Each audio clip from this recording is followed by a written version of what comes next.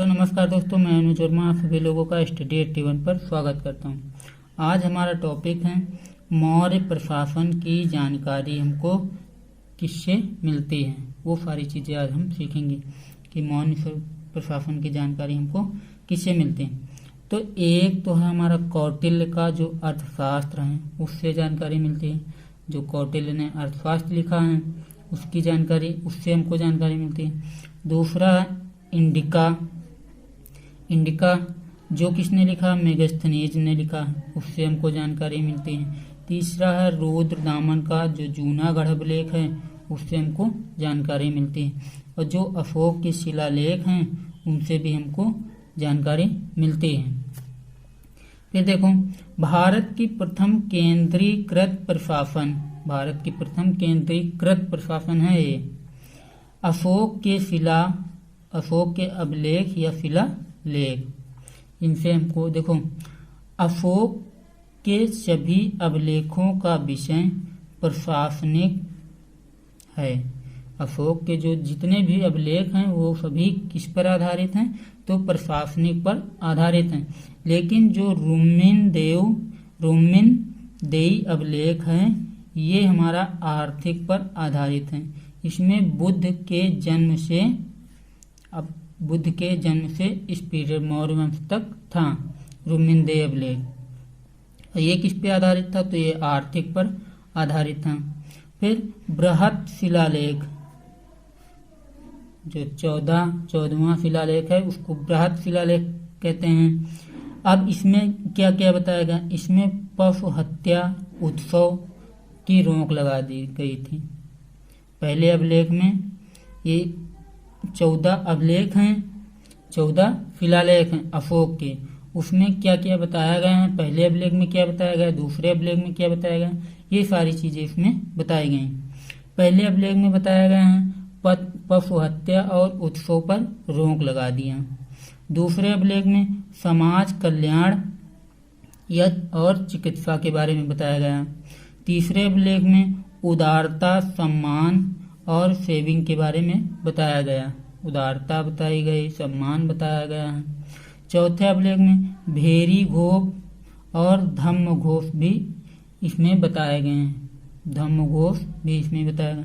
पांचवें में धम्म महामात्र के बारे में बताया गया है। और छठे में 24x7 के बारे में बताया गया। 24x7 का मतलब होता है जो हमारा जैसे नाप तौल है, राजस्व कर है, ये सारी चीजें उसमें बताई गई। फिर 7वें में सर्व धर्म संभव बताया गया है कि हाँ सर्वधर्म सबसे बड़ा धर्म संभाव कौन है, वो सारी चीजें 7वें अभिलेख में बताई गई।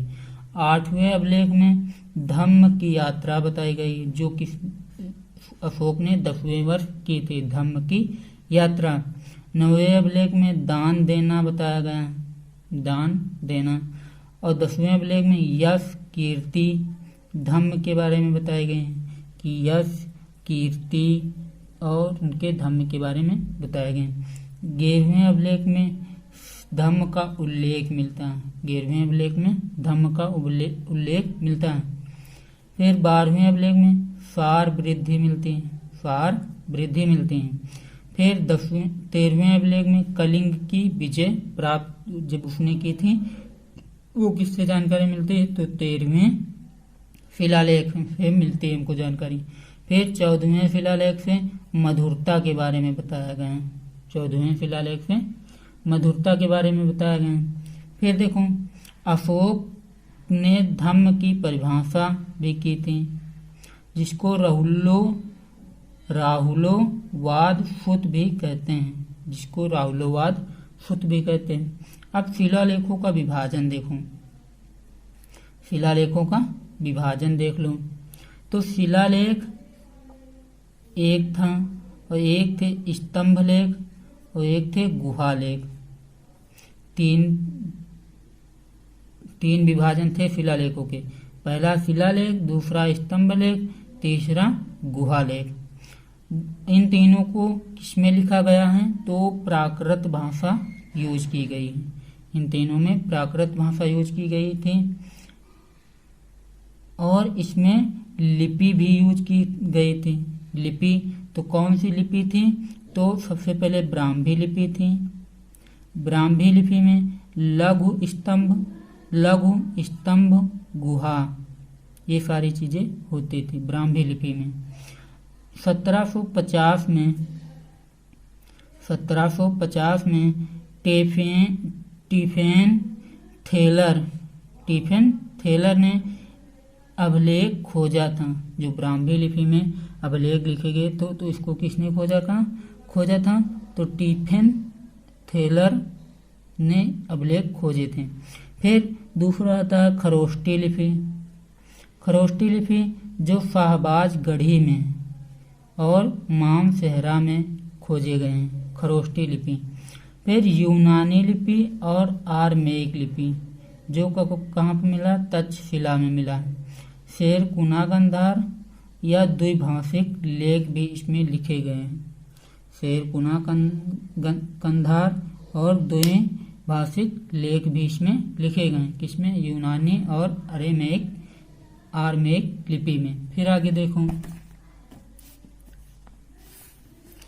फिर आता है हमारा गुहा लेख। गुहा लेख देखो, गुहा लेख जो कहाँ से मिला है? बराबर पहाड़ी से गुहा लेख मिला है।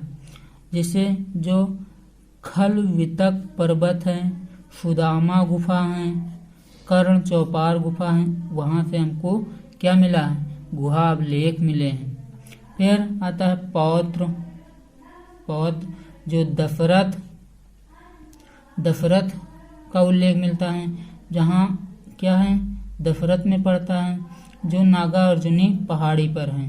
तो यहाँ से गोपी, लोमहर्षि, वटतिखा, ये सारी चीजें मिली हैं।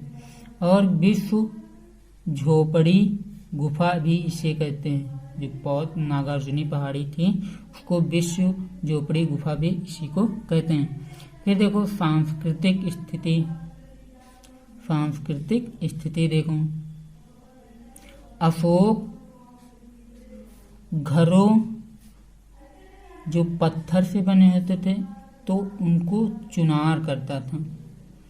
उनसे चुनार, जैसे जो अशोक के घर थे या उस समय के जो घर थे तो वो किससे बने होते थे? तो पत्थर से बने होते थे।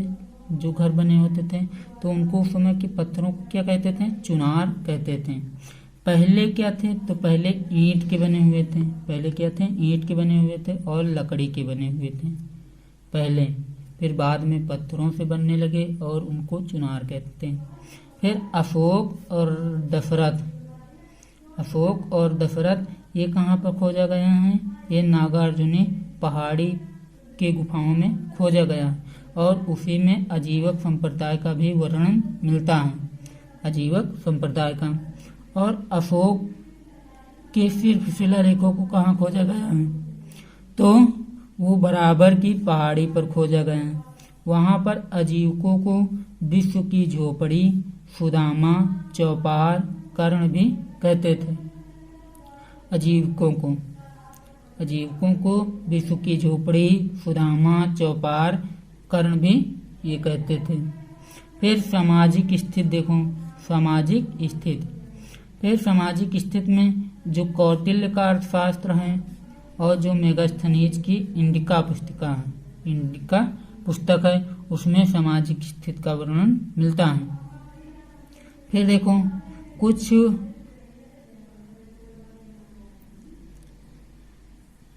जैसे पहला हमारा कौशाम्बी, यहाँ पर कौन सा मठ बना है? तो घोषिता राम मठ बना है। कौशाम्बी में घोषिता राम मठ बना है। फिर आता है दूसरा कुशीनगर, यहाँ पे राणा भर स्तूप बना है। यहाँ पर क्या बना है? राणा भर स्तूप बना है। तीसरा आता सारनाथ में धमेक स्तूप बना है। फिर आता है श्रावस्ती में सहेत महेत स्तूप बना है। ये 4 नगर हैं। कौशाम्बी में कौन सा मठ बना है या स्तूप बना है? तो घोषताराम मठ बना है। कुशीनगर में राणा भर स्तूप बना है। सारनाथ में धमेक स्तूप बना है और श्रावस्ती में सहेत महेत स्तूप बना है। फिर अशोक के कुछ शिलालेख हैं। अशोक ने वहाँ कहाँ कहाँ की यात्रा की वो सारी चीज़ें बताई गई हैं। अशोक ने पहले गया की यात्रा की, किस वर्ष, तो 10वें वर्ष। फिर कुशीनगर आए, फिर लुम्बिनी गए, फिर लुम्बिनी 20वें वर्ष गए, फिर गए कपिलवस्तु, फिर सारनाथ, फिर श्रावस्ती। यहाँ की अशोक ने यात्रा की थी। गया की, कुशीनगर की, लुम्बिनी, कपिलवस्तु, सारनाथ, श्रावस्ती, ये इतने प्रांतों की उसने यात्रा की थी। फिर अगर आप लोगों को मेरा वीडियो अच्छा लगा हो तो प्लीज़ इसको लाइक करें, शेयर करें, कमेंट करें, सब्सक्राइब कर लें, बेल आइकन का बटन ज़रूर से दबा दें ताकि जो भी मैं वीडियो छोड़ूं वो आप तक आसानी से नोटिफिकेशन के जरिए के माध्यम से पहुंच सकें।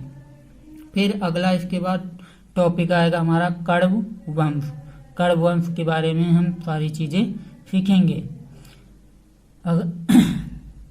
कण्व वंश क्या होते हैं, ये कहाँ रहते हैं, तो ये सारी चीज़ें हम सीखेंगे कण्व वंश के बारे में। जय हिंद, धन्यवाद।